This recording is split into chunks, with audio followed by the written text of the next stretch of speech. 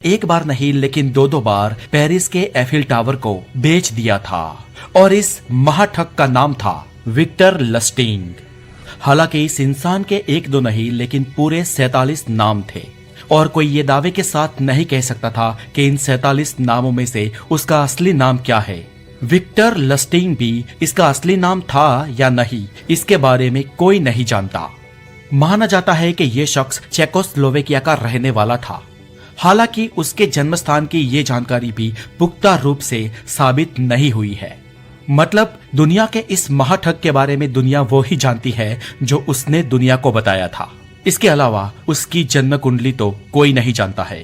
हालांकि American FBI और कुछ ऑफिसर्स ने इसका नाम विक्टर लस्टिंग रखा है। दोस्तों, इस इंसान की खास बात ये थी कि ये दुनिया की 5 भाषाएं जानता था और बचपन से ही इसे लोगों के साथ बातें करना बहुत पसंद था और बातों बातों में ही वो लोगों के अंदर की भावनाएं और उनकी सोच जान जाता था। ये विक्टर बचपन से ही बड़े पैसे कमाना चाहता था, लेकिन उसका दिमाग गैर कानूनन तरीके से और शॉर्ट टाइम में पैसे कैसे कमाए जाए उस पर ही चलता।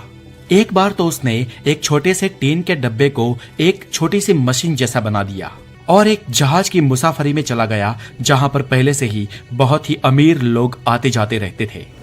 वहां पर जाकर बातों बातों में उसने कई लोगों से दोस्ती कर दी। हालांकि पहले पानी के जहाज का सफर जब एक देश से दूसरे देश तक जाना हो तो 7, 8 या 10 दिन का हो जाता था। इसने वहां पर लोगों के सामने बड़ी बड़ी फेंकना शुरू कर दिया और अंततः उसने कुछ खास लोगों से कहा कि मेरे पास एक नोट छापने वाली मशीन है जिसमें आप एक तरफ से $100 का नोट डालोगे और दूसरी तरफ से 2 नोट बाहर आएंगे।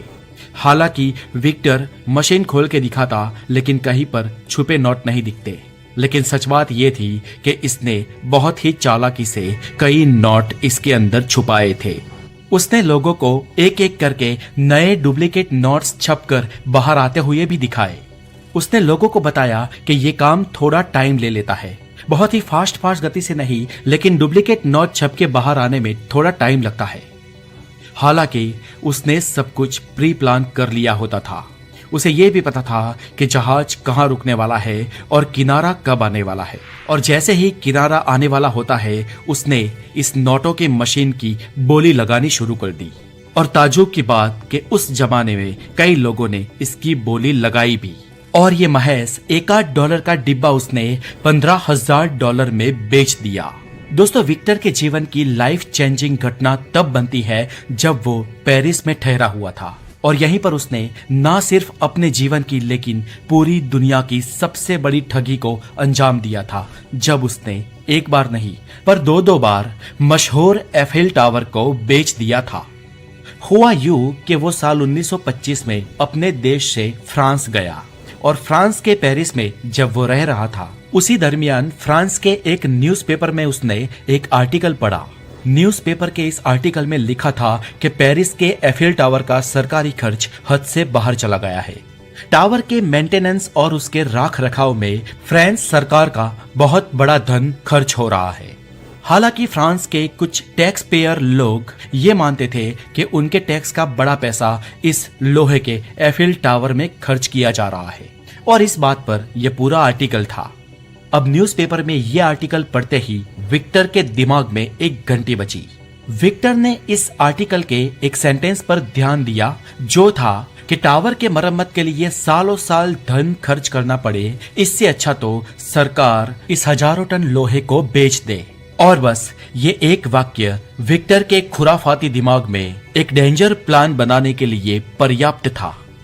अब उस समय एफिल टावर के टॉप पर एक टेलीग्राफिक एंटीना लगा हुआ था और इसलिए इस टावर का पूरा मैनेजमेंट फ्रांस का टेलीग्राम मंत्रालय कर रहा था और विक्टर ने उस मंत्रालय का बखूबी हमशक्ल एक लेटर पैड छपवाया और उसने इस लेटर पैड में अपना खुद का नाम इस मंत्रालय के असिस्टेंट डायरेक्टर जनरल के रूप में छपवाया और पेरिस के लोहे के बड़े 6 व्यापारियों को उसने कॉन्ट्रैक्ट देने का ऑफर करते हुए पेरिस के एक बड़े होटल में ऑफिशियल मीटिंग के लिए बुलाया। अब देखो दोस्तों, विक्टर नाम का ये बंदा कितना बड़ा रिस्क ले रहा है। कहते हैं ना, रिस्क है तो इश्क है, लेकिन यहाँ उसके लिए ये इश्क रिस्क से ज्यादा जुनून बन चुका था। अब पेरिस के एक होटल में मीटिंग हुई और विक्टर ने उन व्यापारियों को बताया कि सरकार एफिल टावर का इतना बड़ा खर्च अब उठाना नहीं चाहती है।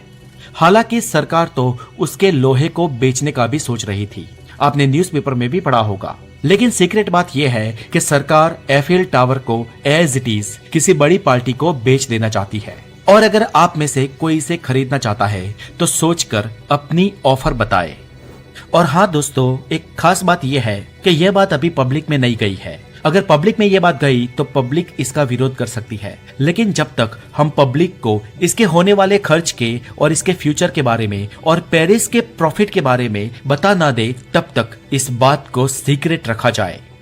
अब दोस्तों, कुछ समय बाद इन व्यापारियों में से एक व्यापारी ने सबसे बड़ी, सबसे तगड़ी ऑफर रखी और उस व्यापारी के साथ विक्टर ने सौदा पक्का किया।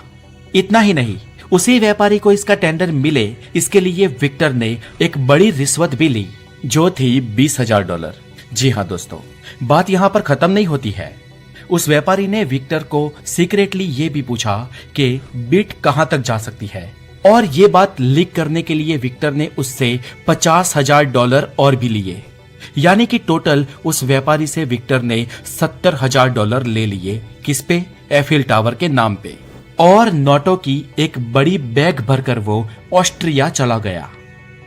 अब विक्टर को छुपना था और उसका ध्यान इस पर भी था कि उसका भांडा आखिर कितने दिनों में फूटेगा। और भांडा फूटने की खबर पढ़ने के लिए वो ऑस्ट्रिया में भी फ्रांस के न्यूज़पेपर को खरीदता रहा, पर कई महीनों तक कोई भी खबर पढ़ने में नहीं आई। इसलिए विक्टर ने यह सोच लिया कि उस व्यापारी ने अपनी मूर्खता प्रदर्शित ना हो जाए, इसलिए चुप रहना ही पसंद किया होगा। अब इस बात से खुश और निश्चित होकर विक्टर वापस पेरिस गया और उन 6 में से एक और व्यापारी को उसने एफिल टावर दोबारा बेच दिया। पर इस बार इस डील में विक्टर ने जिस दूसरे व्यापारी के साथ डील की थी उसे उस पर शक हो गया और उसने पुलिस बुला दी। हालांकि वो वहां से भी पुलिस आने से पहले फरार हो गया और अमेरिका भाग गया।